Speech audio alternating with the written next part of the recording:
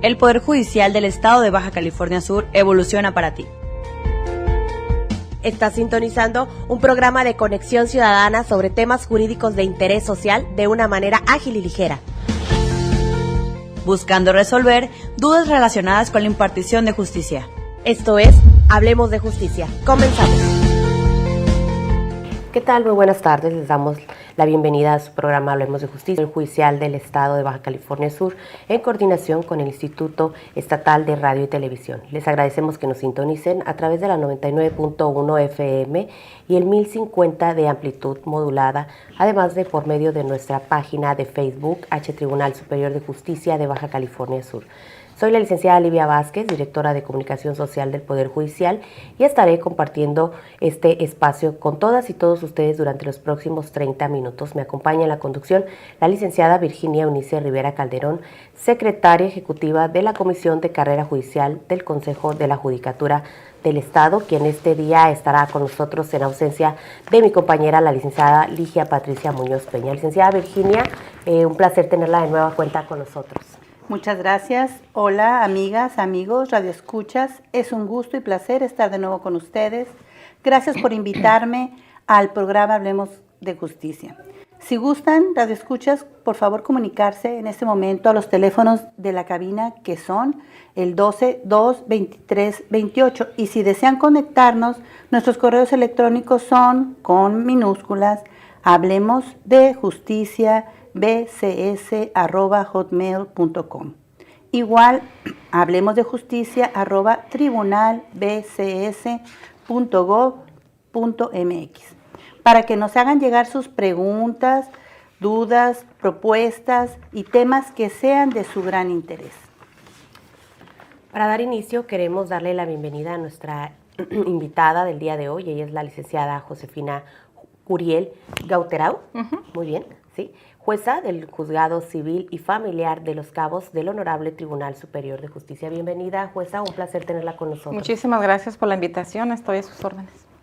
Bienvenida, jueza Josefina, es un gusto estar aquí y me toque este tema tan interesante que los mismos radioescuchas han propiciado con sus peticiones, precisamente en estos canales que les damos.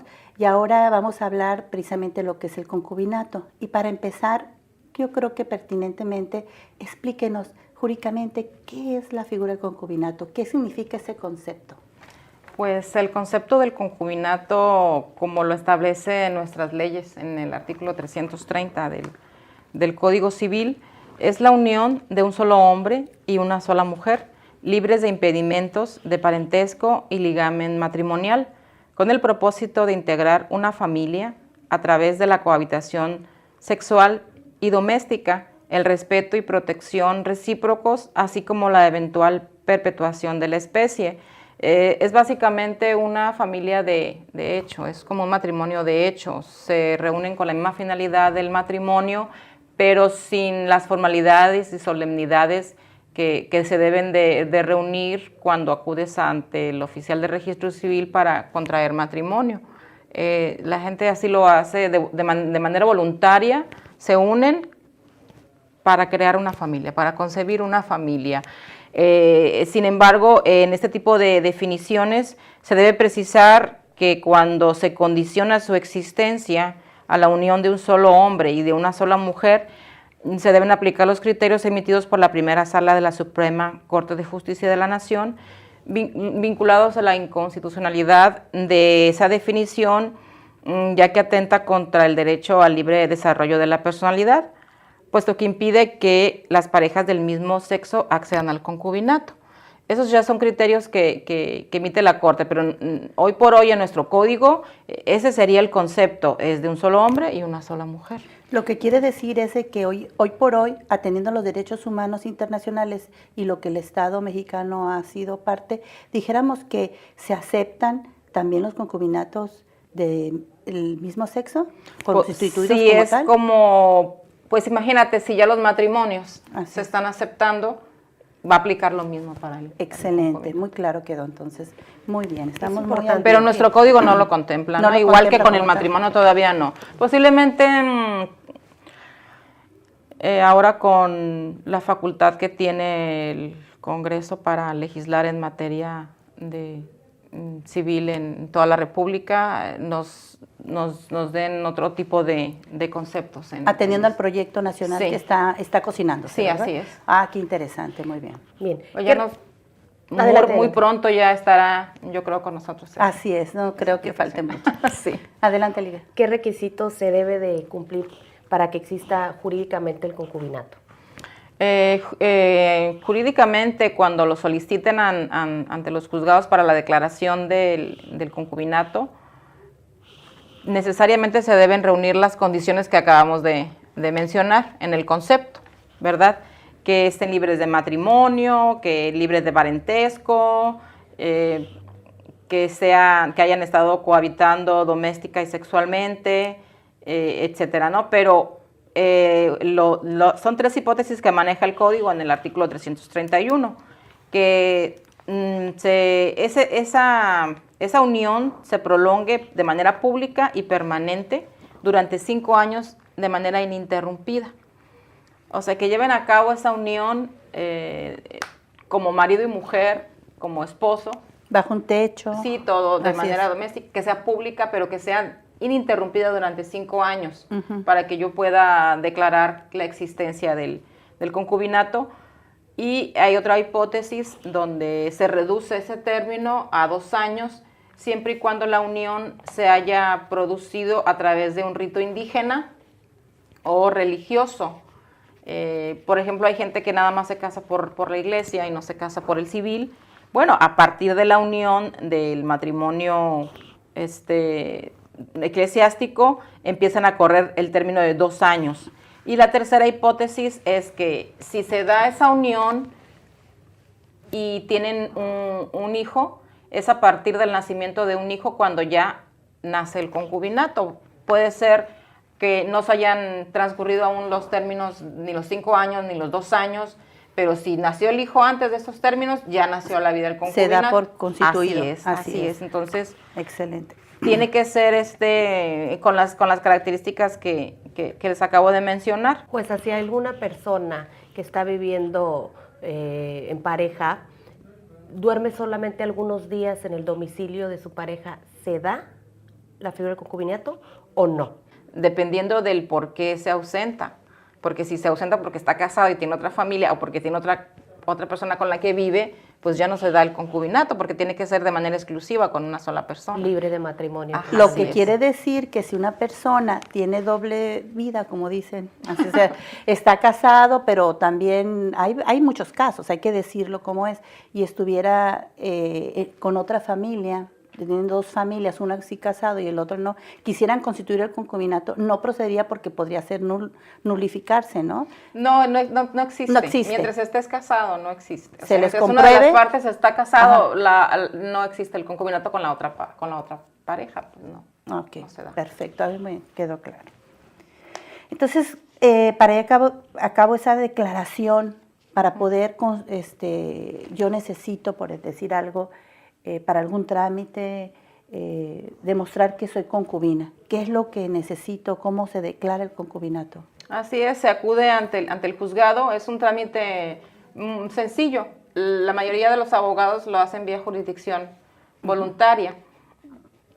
Solicitan ante el juez que se declare que existe el concubinato o que existió el concubinato, porque hay casos en los que ya falleció el concubino y que es casi la mayoría de los casos. Así es. Es cuando ellos dicen, ay, ¿y ahora cómo hago valer mi derecho? Así es. Si estuve tanto tiempo, o qué derechos tengo para eso. Ujú. Y acuden ante el juez, me presentan precisamente su escrito en el cual narran detalladamente a partir de cuándo iniciaron su relación de concubinato y me exhiben las pruebas con las cuales van a acreditar sus dichos, en este caso que vivieron en tal parte, en tal domicilio, tantos años y que estuvieron, o que si tuvieron hijos, Ujú. ¿verdad? Todo eso es la narrativa. ¿Cuál de las 3 hipótesis? Si son 5 años, si son la de los 2 años. Testigos que viven tal vez cerca del domicilio, que consten, Las pruebas. familiares o cómo. Sí, las pruebas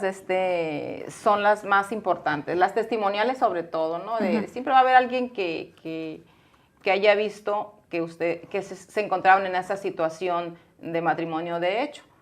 Casi siempre es la familia, los amigos, los compadres, los vecinos. Ellos son los testigos más idóneos para acreditar. Acuden ante el juez, me presentan el escrito, se admite el escrito, su solicitud, y se ordena llamar a la gente del Ministerio Público. Él interviene siempre en las audiencias, él siempre está al pendiente. Más tratándose de hijos, ¿no? De asuntos de familia. Entonces, la más fácil es cuando tienen hijos. Es muy importante también la cuestión de que me acrediten que no estuvieron casados.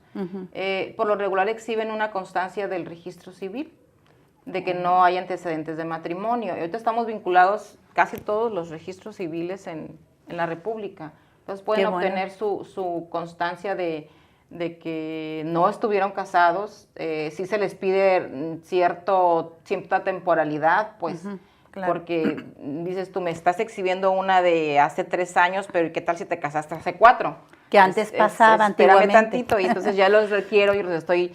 Cada cosa que yo vea que hace falta, les exijo y les exijo, ¿no? ¿Sabes qué? Te hace falta la constancia del registro civil de que no estuviste casado. Cuando uno contrae matrimonio, siempre se inscriben en tu acta de nacimiento, en la ley dice, ¿no? Cuando te casas, a tu acta de nacimiento, ¡fum!, una notita de que te casaste. Entonces, me traes tu acta de nacimiento, por favor, actualizada, y ahí van a venir también. Son formas de acreditar, mira, no estoy casado porque aquí está mi acta de nacimiento reciente. Porque si no, ya son buenos candados para evitar esa situación. Cuando te divorcias, la juez ordena al registro civil donde se casaron y al registro civil donde naciste. Qué para que interesante. te inscriban ahí que ya estás libre. Esa base de datos y esos detalles, qué bueno, porque antes era un problema. Excelente. Vamos a una pausa, yo les invito a que se quede con nosotros a conocer más acerca. Vamos a un corte y ya regresamos. Esto es Hablemos de Justicia. Ya regresamos. Esto es Hablemos de Justicia. Ya regresamos, esto es Hablemos de Justicia. Estamos con la jueza Josefina Curiel, jueza segunda civil y familiar del Partido Judicial de Los Cabos, hablando acerca del concubinato, por lo que yo quiero recordarles que los teléfonos en cabina son el 12-223-28, llámenos y háganos sus preguntas referentes al tema, y además de que puede contactarse con nosotros a través de nuestros correos electrónicos, hablemosdejusticia@bcs.hotmail.com y hablemosdejusticia@tribunalbcs.gov.mx. Bueno, jueza, ya nos comentaba usted acerca de alguna de las pruebas, pero específicamente cuáles podrían ser las pruebas que se debe de aportar para que se pueda llevar a cabo un trámite respectivo en cuestión de... Pues las pruebas importantes, como ya lo comentaba, la testimonial para acreditar la cohabitación doméstica ininterrumpida, ¿no? Por la temporalidad que se requiere acreditar. Y otra de las pruebas importantes es, si hubo hijos, pues las actas de nacimiento.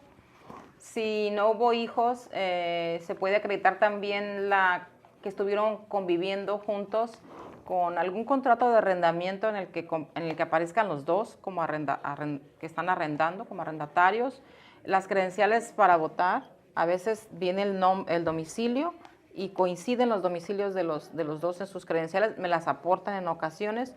Contratos de compraventa donde cuando declaran en sus generales dicen el domicilio y coinciden los dos domicilios. Entonces son muchas pruebas que uno al momento de valorar todo en su conjunto te crea la certeza de que efectivamente estuvieron conviviendo de tantos años, sobre todo para acreditar el tiempo, ¿no? Todo eso te sirve para robustecer, son documentales y las testimoniales, son las importantes, las pruebas importantes. ¿Y qué derechos tiene el concubino o la concubina? Nuestro código maneja los mismos derechos casi de la cónyuge, en este caso alimentos y derechos a heredar los bienes del concubino, que nuestro artículo 450 y 453 del Código Civil establece que el concubino tiene derecho a alimentos y conforme lo dispuesto por el artículo 1540, tiene derecho a heredar. Perfecto. Ambas partes, tanto concubina como concubino. Sí, son los derechos entre ellos, ¿verdad? o sea, dice nuestro código, el derecho a los alimentos, el artículo 450, el derecho a los alimentos es una prerrogativa derivada del parentesco y en los casos previstos por la ley del matrimonio y del concubinato. En ese artículo es donde emana el derecho a los alimentos por parte de cualquiera de los concubinos. El 453 dice, los cónyuges deben darse alimentos. La ley determina en qué casos sigue subsistente la obligación después del divorcio y los concubinos están obligados a darse alimentos en los mismos términos. O sea, la ley establece en qué condiciones se le debe otorgar alimentos a la esposa, ¿verdad? Y es cuando ella se ha dedicado preponderantemente al hogar, al cuidado de los hijos, como un acuerdo de los esposos, y en este caso los concubinos, decidieron que uno de los dos se quedara al cuidado y por tal razón no pudo trabajar. Termina el concubinato, entonces la concubina o el concubino tiene derecho a reclamarle alimentos. Sí te maneja el código 6 meses, tiene que ser dentro de los 6 meses de terminación del concubinato. Termina el concubinato, tengo 6 meses para, si estoy en la hipótesis que acabo de mencionar, que me dediqué nada más al hogar y estuvimos en concubinato 15 años y ya se acabó, bueno, pues no trabajé, no tengo bienes, o sea, necesito que me proveas alimentos. Y es cuando pudiera tener acceso a los alimentos, el derecho, ¿verdad? El derecho, muy bien. ¿Qué diferencias o similitudes podríamos encontrar en el concubinato en relación con el matrimonio?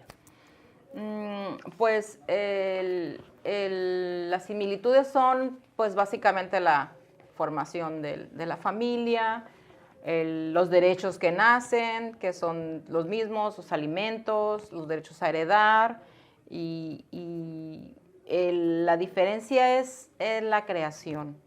El nacimiento, el origen del concubinato es un origen de hecho, nace de la voluntad de las partes, ¿no? Y el matrimonio surge de un acto jurídico contemplado en nuestra ley y con los requisitos y las solemnidades. A partir de que se da ese acto jurídico, nace el matrimonio. El concubinato no, el concubinato se da en el momento que ellos están de acuerdo, de manera voluntaria, no le tienen que avisar a nadie, así. O sea, el matrimonio, hay toda una cuestión, formalidades, que ellos tienen que entregar documentación, acuden, van a pláticas, hay ciertos que esa es la diferencia. Exámenes prenupciales, son todos los requisitos que muchas veces ese es el motivo porque la gente no se casa porque son demasiados trámites y o no tienen el tiempo o no tienen los documentos. Y dicen, pues nos juntamos y luego nos casamos y lo posponen. Así es, y ya nunca se casan y de repente ya necesitan esa cuestión jurídica de acreditar el concubinato por algún derecho que quieren hacer valer, porque mientras no, siguen...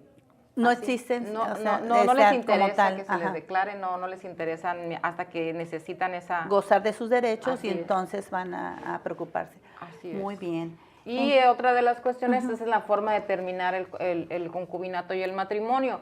El concubinato termina así como inició, empezó, pero el matrimonio no.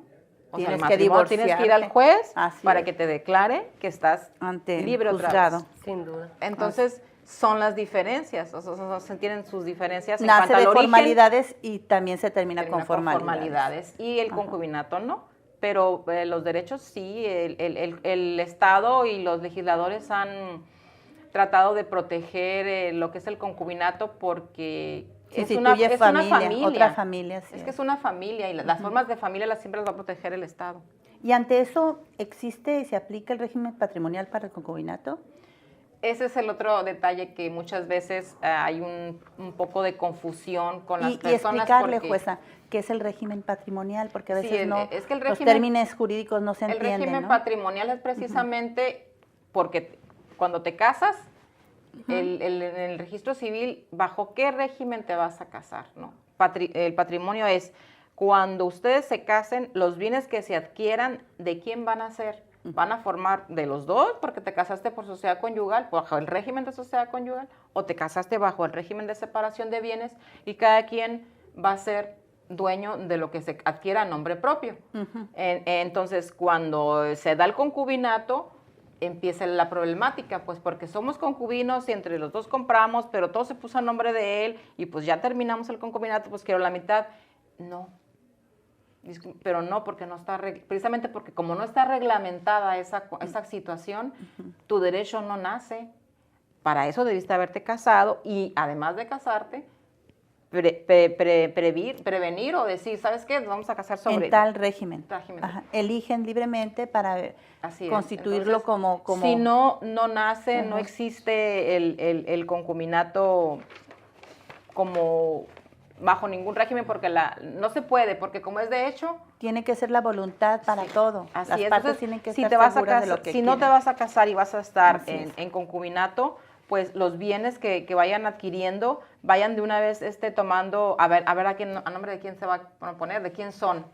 Es porque si no, si lo compras y dices tú, no, pues lo voy a poner a nombre de mi pareja y lo voy a poner a nombre de mi pareja, pero lo compraste tú o lo compraron entre los dos, a fin de cuentas, es difícil después acreditar que ese bien también interveniste, porque puede ser ya en otra vía, pero no en una vía de disolución de concubinato, porque no hay régimen patrimonial en el concubinato. Es bueno esa aclaración, porque de repente compras, se me ocurre un vehículo y entre los dos están pagando a lo mejor las letras del carro. Así es. Finalmente sí es que está... eso pasa. Y se convierte en un conflicto. Exacto. Entonces ahorita, dado las facilidades que hay para casarse, para divorciarse, es casi un anuncio, ¿no? O sea, quienes quieran proteger su patrimonio, piensen, reflexionen cómo lo van a hacer para no verse en esos futuros problemas, o conscientes y con el derecho de hacerlo como libremente los legisladores han respetado, ¿no? Así es. Entonces, de lo que sí se protege, pues son de los alimentos, pero no se debe de confundir el hecho de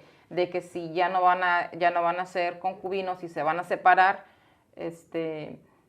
me va a tocar la mitad ante el juzgado, ¿no? Porque claro que lo pueden hacer de manera voluntaria. Y si hay pero buena fe ahí entre no los habría concubinos, problemas. sí, sabes que bueno, esto es tuyo, esto es mío, tú lo compraste, llévatelo, pero si de alguna manera se puso a nombre de uno de los dos, terminan mal la situación y no te quieren reconocer que tú también aportaste, ahí sí empiezan o murió los uno de ellos. Entonces, sí empiezan los problemas. Es otra situación, así es. No, pero para heredar, si fallece uno de los concubinos, el derecho a heredar, ahí está en la ley, ¿no? No hay problema. No hay problema. Si se te declara que si fuiste concubina, tienes derecho a heredar en la porción de un hijo. De tal suerte que si eres la concubina más 3 hijos, pues la herencia se divide entre 4. Así es. Y te toca una porción. Y si no tienes hijos, te corresponde todo. Sigo, si es que no hay... Que no exista. Que no hay más hijos. Entonces, de esta manera es como se hereda al concubino. ¿Pero cuáles serían los casos? En su artículo 1540, que los concubinos tienen derecho a heredar siempre y cuando hayan estado juntos los últimos 5 años. Los últimos 5 años. Los últimos 5 años de la defunción de uno de ellos, ¿verdad? Ese es el que establece el... O sea, reconocido el concubinato, 1540. Entonces ya tendrías los derechos.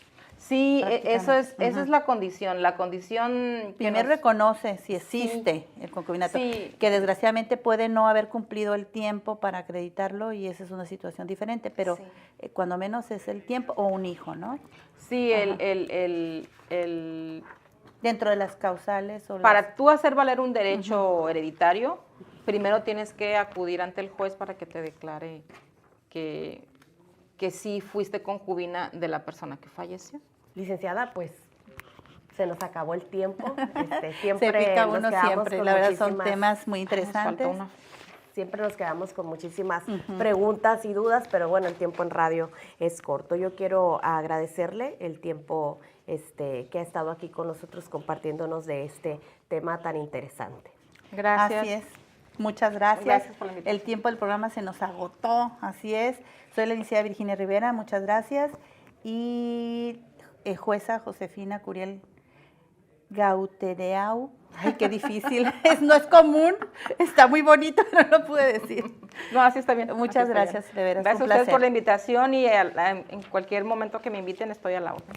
Bien, pues nos despedimos. Yo soy la licenciada Livia Vázquez, no sin antes recordarles que tenemos una cita el próximo miércoles en punto de las 6:30 de la tarde. Te agradezco muchísimo, Virginia, el que hayas gracias, estado Livia, como con siempre. nosotros, Muy acompañándonos en esta conducción y apoyándonos como siempre. No, encantada. Muchas gracias, Livia. Muchas gracias. Jueza. Gracias por la invitación. Fue un placer. Gracias. Hasta la próxima. Esto fue Hablemos de Justicia, un programa del Poder Judicial del Estado de Baja California Sur en coordinación con el Instituto Estatal de Radio y Televisión.